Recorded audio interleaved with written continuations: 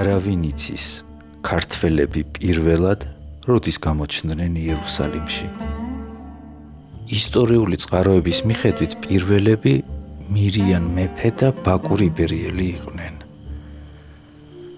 თუმცა ერთი რამ ცნობილია, აქ ქრისტიანული ცხოვრება გაცილებით ადრე დაიწყო.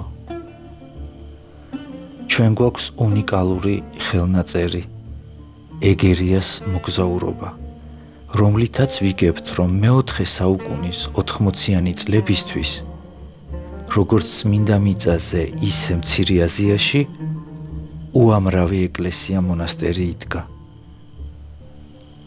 ასე გაჩნდა იერუსალიმის უდაბნოშიც უძველესი ქართული მონასტრები. ყველაზე მნიშვნელოვანი მთელ ამ ისტორიაში ერთი გარემოებაა. რა ძალა ამოძრავებდათ ქართველებს ისეთი, რომლითაც მათ მთელი იერუსალიმი დაიკავეს.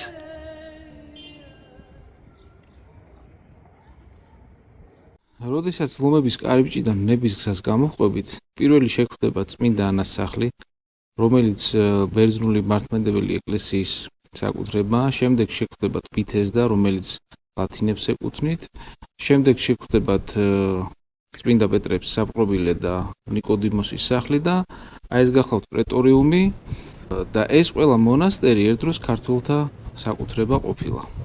ანუ ჯამში გამოდის, რომ მთელი ეს მონაკვეთი ლომების კარიბჭი და პრეტორიუმის ჩათვლით, იმიტომ რომ იქ უკვე სხვა განლაგებაა ძველი ქალაქის, ყველა მონასტერი, რომელიც ახლა ჩვენ აქ შეგხვდა, იყო ქართული. ნიკოდიმოსის სახლის ადგილას ახლა ტაძარი დგას, რომელიც არის დაკეტილი, თუმცა ჩვენ შევეცდებით ის გარემო მაინც გაჩვენოთ, სადაც ქართული მონასტერი იყო, ხოლო წმინდა ანას ტაძარიც და მართლმადიდებლური ეკლესიაც ჩვენ მაქსიმალურად შევძელით გვეჩვენებინა თქვენთვის. დღეს ლომების კარიბჭეს, როდესაც ვია დოლოროსასკენ გაუყვებით, პირველი გვხვდება ღვთისმშობლის შობის ადგილი, რომელიც იყო ქართული, ასევე ბითესდა, ეს ერთიანად ქართული მონასტერი იყო. შემდეგ ხვდებით ფრანცისკანელთა მუზეუმს, მეორე გაჩერებას. აქ ორი მნიშვნელოვანი ადგილია, ერთი სადაც მაცხოვარი გაროზგეს და მეორე კაპელა, სადაც უფალს ჯვარი აქიდეს. ჩვენ დაგვებადა კითხვა, რა იყო ქართველთა დროს ამ ადგილას? ძალიან მნიშვნელოვანი დოკუმენტები მოვიკვლიეთ იერუსალიმის ისტორიიდან და საქართველოს ისტორიას კიდევ ერთი მნიშვნელოვანი ფურცელი შევმატეთ. როგორც აღმოჩნდა, დღევანდელი ფრანცისკანელების მუზეუმის, ანუ მეორე გაჩერების ადგილას ქართული მონასტრის ტერიტორია იყო.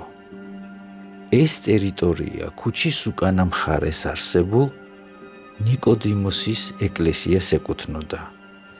შესაბამისად, წმინდა ანას მონასტრის შემდგომ მეორე მონასტერი, რომელიც ვია დოლოროსაზე გამოდიოდა, ეს იყო ნიკოდიმოსის მონასტერი, ანუ მცირე პრეტორიუმი.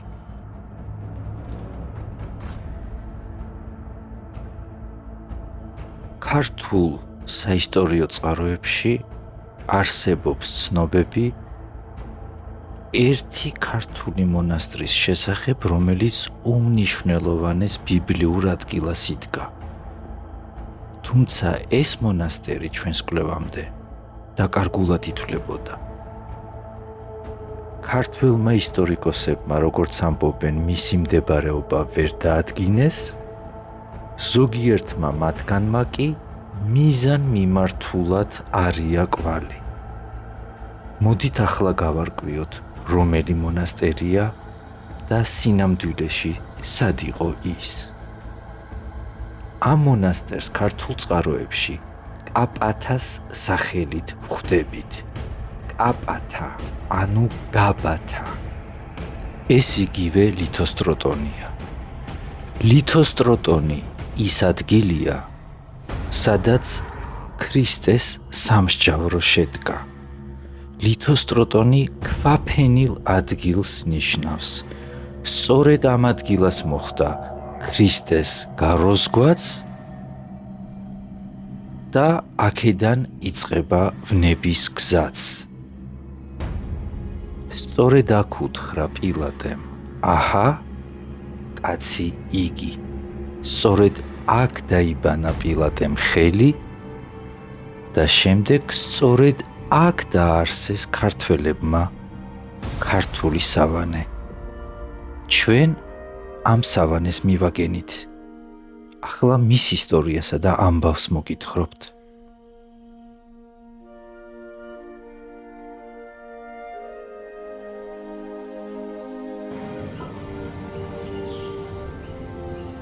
როგორც ჩანს, იერუსალიმი მაინც ინარჩუნებს თავის ძველ ხასიათს. ჩვენ ახლა კიდევ ერთი მნიშვნელოვანი ადგილი უნდა ვნახოთ, რომელიც ერთი მხრივ იყო ქართული მონასტერი ასევე და მეორეს მხრივ არის ძალიან მნიშვნელოვანი ბიბლიური ადგილი.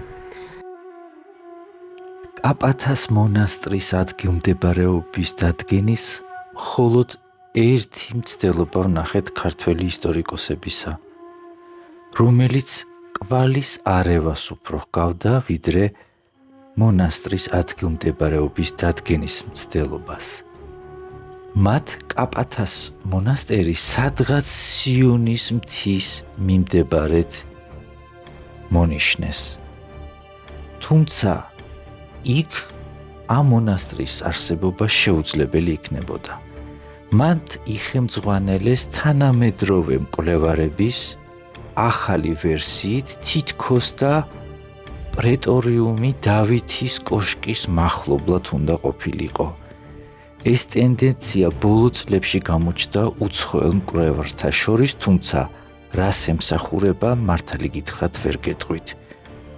მათი რეკონსტრუქციის მიხედვით დავითის კოშკის მიმდებარედ ქალაქის გალავნის გარეთ მხრიდან უნდა ყოფილიყო პრეტორიუმიცა და კაპათაც. ეს ვერსია პირველად მაინც საიმონ გიბსონმა წამოაყენა, თუმცა მთლიანად ანგრევს ქალაქისა და უსაფრთხოების კონცეფციას. პილატეს სასახლე ვერცერთ შემთხვევაში ვერ იქნებოდა იქ, მით უმეტეს ქალაქის გარეთ მხრიდან. თუ სასახლე ციტადელით უნდა ყოფილიყო დაცული, მაშინ მისი ეზო წესით ვერ იქნებოდა ციტადელს მიღმა. ისტორიკოსებს ვერსიის გასამყარებლად მოაქვთ შუა საუკუნეების პილიგრიმთა ჩანაწერებიც, რომლებიც პილატეს სასახლეს რაღაც ნაგებობას უწოდებენ სიონის მთაზე. თუმცა ესეც გასაგებია ჩვენთვის, რადგან შუა საუკუნეებში ხელახლა მოხდა ისტორიის აღმოჩენა და უძველეს ნაგებობებს გარკვეულ ფუნქციებს ანიჭებენ. ჩვენ ფილმში ვახსენეთ ეგერიას მოგზაურობა. ეგერიას მოგზაურობის ჩანაწერში დეტალურად არის აღწერილი ვნების კვირა, როგორ გადაადგილდებიან კონსტანტინეს აღდგომის ტაძრიდან ელეონის მთაზე და როგორ დადიან ყველა მონასტერში მოსალოცად. ეგერიას ჩანაწერებში სიონის მთაზე ვერც პილატეს სასახლეს ხვდებით და ვერც პრეტორიუმს. ზოგიერთი უცხოელი ისტორიკოსი მიიჩნევს, რომ პილატე ზოგჯერ ჩერდებოდა ჰეროდეს სასახლეში და სამსჯავრო და სასამართლოც სწორედ იქ იმართებოდა. თუმცა აქაც ძალიან დიდი შეცდომაა დაშვებული. თუ ამ ისტორიების პირველ წყარო არის სახარებები, მაშინ გასათვალისწინებელი იყო ერთი მნიშვნელოვანი გარემოება, რომელიც ისტორიკოსებმა არ თუ ვერ გაითვალისწინეს. 4 სახარება სიუჟეტურად ერთმანეთს ავსებს. ჩვენ ზოგიერთ სახარებაში ვკითხულობთ ასეთ რამეს. პილატე ეუბნება ხალხს. ქრისტე წაიყვანეთ და დაე ჰეროდემ გამოიტანოს განაჩენიო. ანუ პილატე ხალხს ჰეროდესთან აგზავნის. ესე იგი იმ დროს ჰეროდეც ქალაქშია და თავის სასახლეში. იერუსალიმის ისტორიიდან ვიცით, რომ ანტონიუსის სასახლე, რომელშიც პილატე ჩერდებოდა, სწორედ ლომების კარიბჭესთან იდგა. ძველ ქართულ წყაროებშივე ერთ-ერთ მინაწერში ვაწყდებით ცნობას, რომ კაპათას მონასტერი ქრისტეს ვნების გზის დასაწყისში უნდა ყოფილიყო. შესაბამისად, ჩვენი კვლევა ყველაზე ზუსტი აღმოჩნდა. პრეტორიუმი, რომელიც ქართველთა მონასტერი იყო, ასევე ნამდვილად წარმოადგენს ციხეს. ამას ადასტურებენ არქეოლოგებიც და ისტორიკოსებიც. ქრისტეს პერიოდის ციხე იერუსალიმში უნდა ყოფილიყო ერთი და ის უნდა ყოფილიყო პრეტორიუმის ადგილას, რადგან პრეტორიუმი თავისთავად იყო ერთი დიდი კომპლექსი, რომელიც მოიცავდა პილატეს სასახლესაც, ლითოსტრატონსაც, ციხესაც, საჯინიბოებსაც და ყველა იმ ადმინისტრაციულ ნაგებობას, რომელიც ქალაქში წესრიგს ამყარებდა. ჩვენ ახლა ძველი ქართული მონასტრის კაპათას ტერიტორიაზე ვიმყოფებით. ახლა ჩავდივართ კიდევ უფრო ქვედა არქეოლოგიურ ფენებში, რათა ლითოსტრატონის დამადასტურებელი ფილა გაჩვენოთ. ამ ფილაზე ნახაზია გაკეთებული, რომელზეც რომაელი ჯარისკაცები კოჭს აგორებდნენ. დღეს აქ სიონის დათა მონასტერია. ასე უწოდებენ რომის კათოლიკური ეკლესიის მონასტერს, რომელიც 1857 წელს აშენდა. მანამდე კი აქ ქართული მონასტერი კაპათა იდგა. საბოლოო ჯამში ჩვენმა კვლევამ უმნიშვნელოვანესი სურათი აჩვენა, რომ იერუსალიმში ქართველებს მესამე დიდი უბანიც ჰქონდათ, რომელიც უმნიშვნელოვანეს ისტორიულ ადგილებს მოიცავდა. ერთი უბანი იყო სიონის მთაზე, რომელიც იყო საკმაოდ ვრცელი, მეორე დღევანდელ ქრისტიანულ კვარტალში და მესამე ლომების კარიბჭიდან მთელი ვია დოლოროსას გაყოლებაზე. როგორც ფილმის დასაწყისში ვთქვით, მოდით კიდევ გადავხედოთ ამ გზას. ერთმანეთის მიყოლებით ხვდებით რამოდენიმე ქართულ მონასტერს, წმინდა ანას მონასტერს, ნიკოდიმოსის მონასტერს, კაპათას, რომელსაც თქვენ ახლა ხედავთ, პრეტორიუმს. შემდეგ უკვე გზა ზემოთ აღდგომის ტაძრისკენ უხვევს. ჩვენი ეს მიკვლევა ძალიან მნიშვნელოვანი აღმოჩნდა საქართველოს ისტორიისთვის, რადგან გავარკვიეთ, სად მდებარეობდა ძველი ქართული მონასტერი კაპათა და გავარკვიეთ ისიც, რომ ნიკოდიმოსის მონასტრის მიწები ვია დოლოროსამდე ჩამოდიოდა.